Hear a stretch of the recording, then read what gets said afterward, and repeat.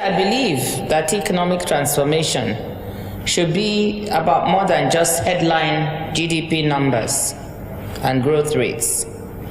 As I've mentioned on a number of occasions, in addition to strong growth, African economies should remain focused on creating jobs, on what is happening in the real sectors, creating jobs, addressing poverty, and tackling rising inequality in our countries.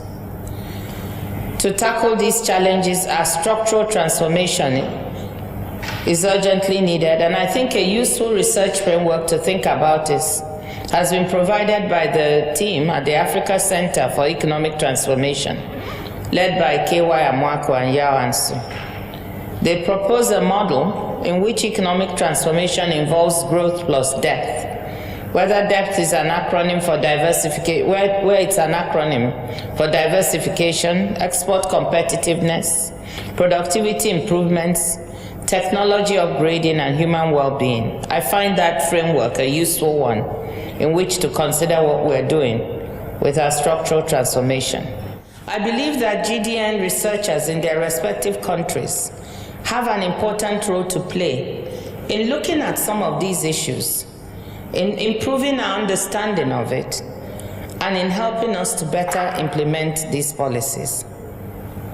Research in isolation from the real facts of what policymakers face may be good, but at the end of the day, it doesn't deliver what is needed.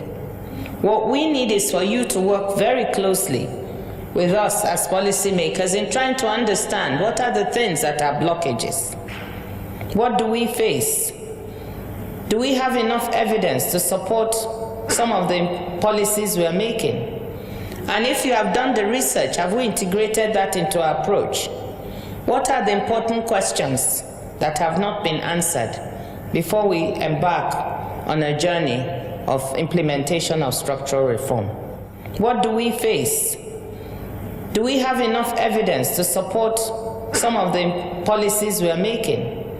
And if you have done the research, have we integrated that into our approach? What are the important questions that have not been answered before we embark on a journey of implementation of structural reform? These are some of the areas I think that researchers and policymakers are not working as well together or as closely together, and where I think that we need a very big leap in order to make one set benefit from the other. And as a policymaker, I'm really ready and willing to listen to your thoughts, your questions, and your comments and suggestions on how we can make things work better between researchers, policymakers, and implementation on structural reform. Thank you very much.